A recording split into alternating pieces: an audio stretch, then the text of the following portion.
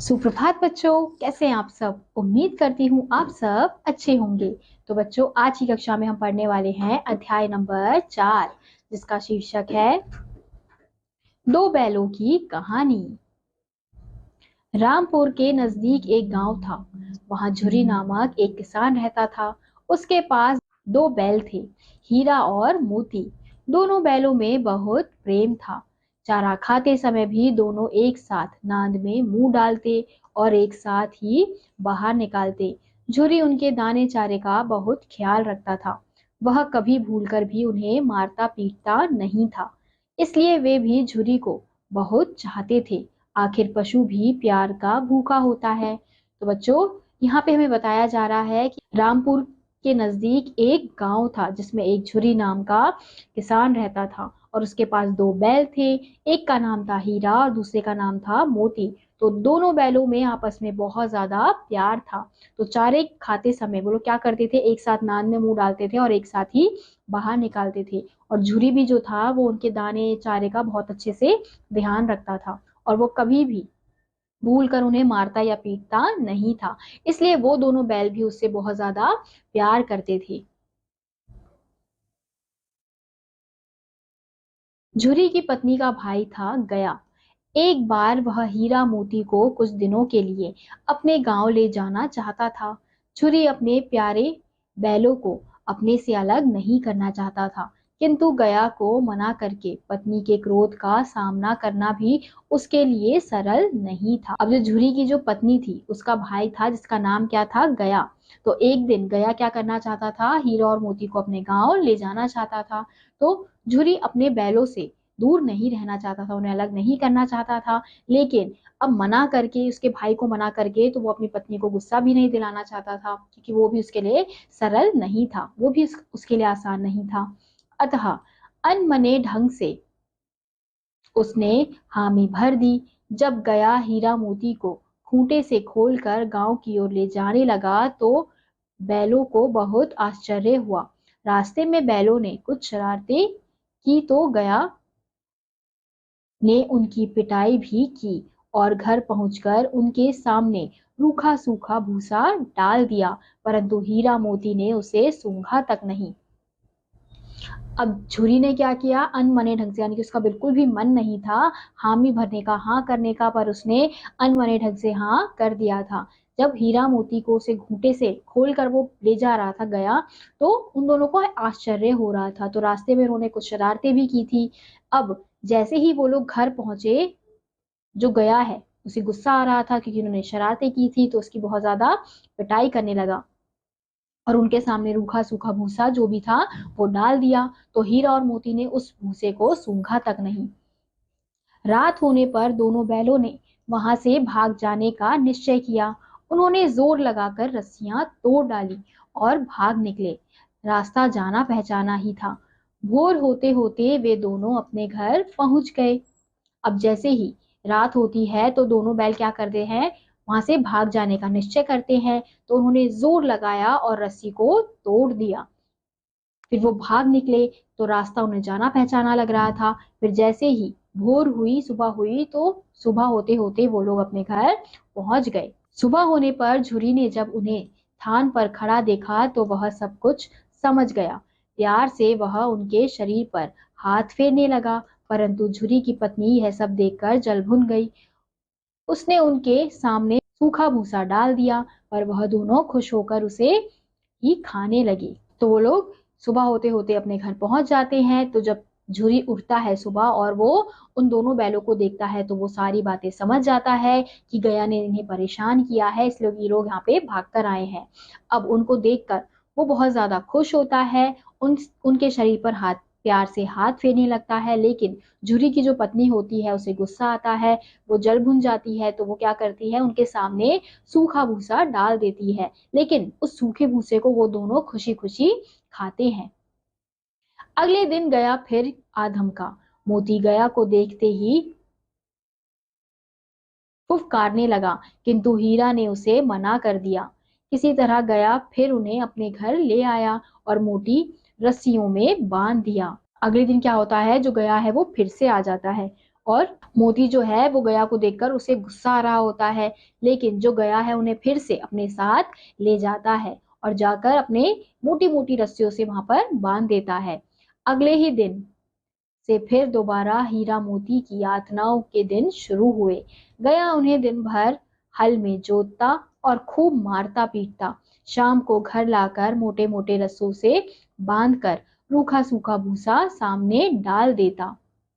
तो अगले दिन से उनके साथ और ज्यादा बुरा होने लगा था। तो गया जो है वो क्या करता था, उनसे बहुत ज्यादा काम लेता था और शाम होते होते फिर उन्हें मोटी मोटी रस्सियों से बांध देता था और उनके सामने रूखा सूखा भूसा जो होता था वही डाल देता था। दोनों लाचार निगाहों से एक दूसरे को देखते रहते। कहाँ झुरी दाने में नमक के कम ज्यादा होने तक का ख्याल रखता था और कहाँ अब केवल सूखा भूसा, वह भी तिरस्कार के साथ। कुछ ही दिनों में दोनों की पसलियों की हड्डियां दिखने लगी। अब दोनों जो है वो एक दूसरे को लाचार निगाहों से देखते हैं और यही सोचते हैं कि जो उनका मालिक झुरी था वो कितना अच्छा था। वो एक एक चीज देखता था, नमक तक देखता था कि कहीं कम है कहीं ज्यादा है, और कितना ख्याल रखता था। लेकिन अब जो है वो हमें सूखा भूसा मिलता है और वो भी तिरस्कार के साथ। और धीरे धीरे फिर उनकी पसलियां दिखने लगी थी। वो दोनों बैल जो थे वो बहुत ज्यादा कमजोर हो गए थे। गया के घर में उसकी एक छोटी सी लड़की थी। उससे बैलों की दुर्दशा देखी नहीं जाती थी। रात में वह सबसे छुपकर बैलों को रोटी खिला देती थी। हीरा मोती उसके निश्चल प्यार के स्पर्श में गया की मार और अपने अपमान को भूल जाते। अब जो गया है उसके घर में एक छोटी सी लड़की थी। तो वो क्या करती थी, उन बैलों की दुर्दशा देखकर उसे भी अच्छा नहीं लगता था। तो वो रात को छुप कर क्या करती थी, उन बैलों के लिए रोटी लाती थी, उन्हें चुपके से रोटी खिलाती थी। और हीरा और जो मोती थे वो भी निश्चल प्यार के स्पर्श से गया की जो मार है वो भूल जाते थे। एक रात जब मोती रस्सी को तोड़ने की कोशिश कर रहा था तभी वह लड़की आई और उसने दोनों बैलों को खोल दिया। दोनों वहां से भाग निकले। तो एक रात मोती जो है वो क्या करता है, रस्सी को तोड़ने की कोशिश कर रहा होता है, तभी वो जो लड़की है वो वहां पर आ जाती है। तो वो क्या करती है, वो उन दोनों की रस्सियों को खोल देती है और दोनों वहां से भाग जाते हैं। भोर होते होते दोनों वहां से बहुत दूर निकल आए थे, पर अपना परिचित रास्ता भूल चुके थे। सामने एक विशाल सांड मिला। बचकर निकलने का रास्ता देख दोनों ने आंखों ही आंखों में बातें कर मिलकर मुकाबला करने का निश्चय कर लिया। तो जैसे ही वो दोनों रास्ते में चल रहे होते हैं तो वो बहुत दूर तक चले जाते हैं। फिर वो क्या देखते हैं कि सामने से एक विशाल सांड उनके सामने आ रहा होता है। तो दोनों को अब पता होता है कि अब बचने का तो कोई रास्ता है नहीं। तो वो आंखों ही आंखों में ये निश्चय कर लेते हैं कि वो इस सांड का मुकाबला करेंगे। सांड ने फुफकार कर सामने से हीरा पर वार किया तो मोती ने पीछे से हमला करते हुए अपने नुकीले सींग सांड के पुट्ठों में गाड़ दिए। इस अप्रत्याशित मिले जुले हमले से सांड घबरा गया और जान बचाकर भाग निकला। अपने से दो गुने बलशाली सांड को पराजित कर विजयी योद्धा की तरह दोनों आगे बढ़े और इस जीत के इनाम स्वरूप पास के मटर के खेत में घुसकर मटर की मुलायम फुनगियां खाने लगे। तो वो दोनों क्या करते हैं, वो दोनों मिलकर सांड का सामना करते हैं। और जब उन्हें लगता है कि जो सांड है वो डरकर भाग गया है तो ये देखकर वो लोग बहुत ज्यादा खुश होते हैं कि हमने अपने से दो गुने बलशाली सांड को हरा दिया। तो इस खुशी में वो खुद को क्या पुरस्कार देते हैं, उनके आसपास एक मटर की खेत होती है तो उसमें घुसकर वो क्या करते हैं, उन मटर को खाने लगते हैं। अभी पेट भरा भी ना था कि खेत के रखवालों ने उन्हें पकड़ लिया और ले जाकर कांजी हाउस में बंद करवा दिया। तो वो लोग मटर खा ही रहे होते हैं कि वहां पर कौन आ जाते हैं, खेत के रखवाले आ जाते हैं और वो दोनों वो सब उनको पकड़कर कांजी हाउस में बंद कर देते हैं। कांजी हाउस में हीरा मोती के अलावा और भी कई जानवर थे। भैंस, घोड़े, घोड़ियां, बकरियां और दो गधे भी थे। सब के सब दुबले पतले। यहाँ ना चारे का प्रबंध था ना पानी का। दोनों पछताने लगे कि कहाँ आ फंसे। इससे अच्छा तो गया का घर ही था। गया की मारपीट और रूखे सूखे चारे के साथ बच्ची का प्यार भी तो मिलता था, पर अब पछताए होत क्या।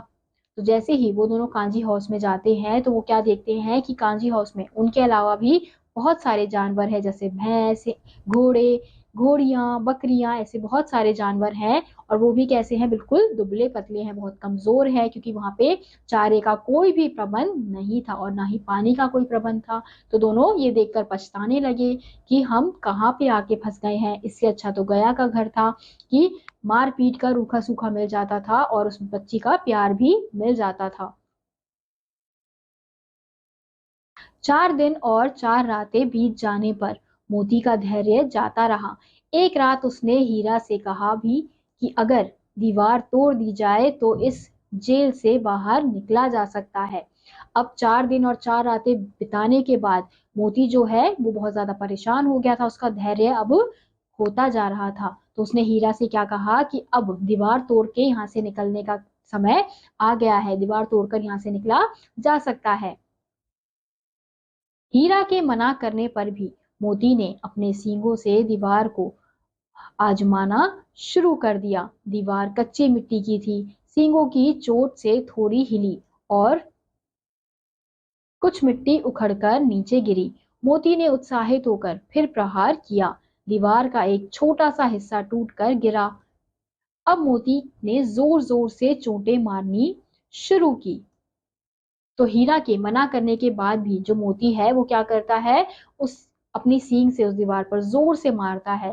तो वो जो दीवार होती है वो कच्ची मिट्टी की होती है, तो उसका कुछ टुकड़ा जो है वो नीचे गिरता है। तो ये देखकर जो मोती है वो और उत्साहित होकर उस पर प्रहार करता है, उस पर वार करता है। तो सींग की वजह से धीरे धीरे वो जो दीवार है वो टूटने लगती है। दीवार में रास्ता बनते ही सबसे पहले घोड़ियां भागी, फिर भैंसे और बकरियां। मोती ने गधों को भी सींग मार मार मारकर भगा दिया। उसने हीरा को भी भाग चलने का न्योता दिया, पर हीरा ने मना कर दिया। तो जैसे ही दीवार से रास्ता बन जाता है बाहर निकलने का, तो सबसे पहले कौन निकलते हैं, भैंसे निकलती हैं, घोड़ियां निकलती हैं, बकरियां निकलती हैं। फिर जो मोती है वो गधों को भी सींग मार मार कर बाहर निकलने के लिए कहता है। फिर वो हीरा को भी कहता है, लेकिन जो हीरा है वो मना कर देता है। सुबह होने पर कांजी हाउस के मालिक ने जब टूटी दीवार और खाली कांजी हाउस देखा तो सिर पीट लिया। उसने हीरा मोती को नीलाम कर दिया। सबसे ऊंची बोली लगाकर एक व्यापारी ने उन्हें खरीद लिया और दोनों को हाँकता हुआ अपने गांव को चल पड़ा। तो जैसे ही सुबह होती है तो कांजी हाउस के जो मालिक होते हैं, जब वो देखते हैं कि वहां की जो दीवार है वो टूटी हुई है और जो कांजी हाउस है वो पूरा खाली हो चुका है, सारे जानवर वहां से निकल चुके हैं, तो ये देखकर उन्हें बहुत ज्यादा गुस्सा आता है। तो वो हीरा और मोती को क्या कर देते हैं, नीलाम कर देते हैं। तो जो सबसे ऊंची बोली लगाकर एक व्यापारी उन्हें खरीद लेता है तो वो उसे सौंप देते हैं और वो व्यापारी उन दोनों को लेते हाँकते हुए लेते जाता है अपने गांव। मार खाते और भूख प्यास सहते सहते दोनों कमजोर हो गए थे।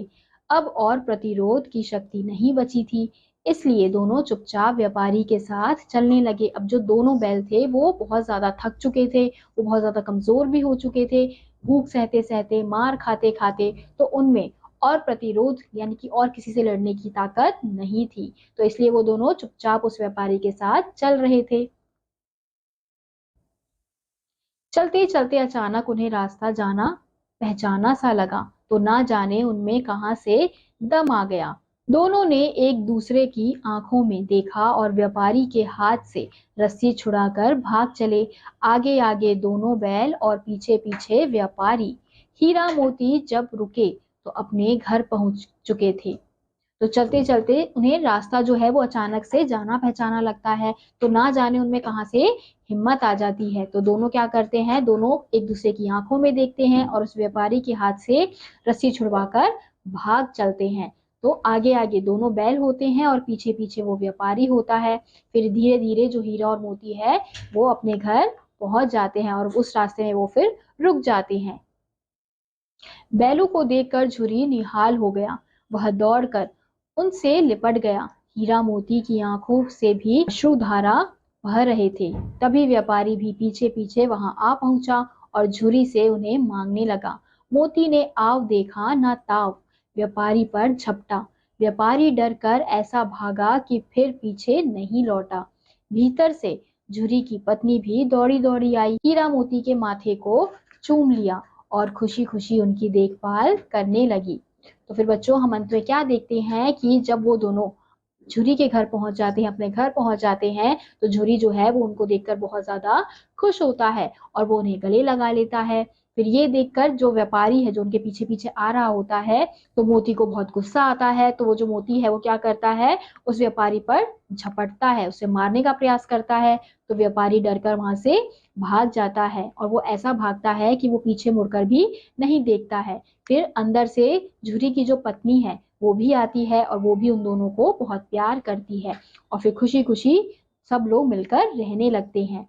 तो बच्चों, इस अध्याय से क्या शिक्षा मिलती है कि हमें जानवरों से भी प्यार करना चाहिए, क्योंकि जो जानवर होते हैं बच्चों, जो जीव जंतु होते हैं, वो हमसे कुछ नहीं मांगते हैं। क्या मांगते हैं? केवल प्यार मांगते हैं। तो अगर हम उनसे प्यार करेंगे, उनको प्यार दिखाएंगे, तो वो हमेशा हमारे पास रहेंगे, चाहे वो कहीं पे भी चले जाए। लेकिन अगर आप उनसे प्यार करोगे तो वो वापस लौट के आपके पास जरूर आते हैं। तो इसी के साथ आज का यह अध्याय यहीं समाप्त होता है। उम्मीद करती हूँ आपको यह अध्याय समझ आया होगा। मैं आपसे मिलूंगी अगली कक्षा में। तब तक के लिए आप सभी बच्चे खुश रहिए और पढ़ते रहिए। बाय।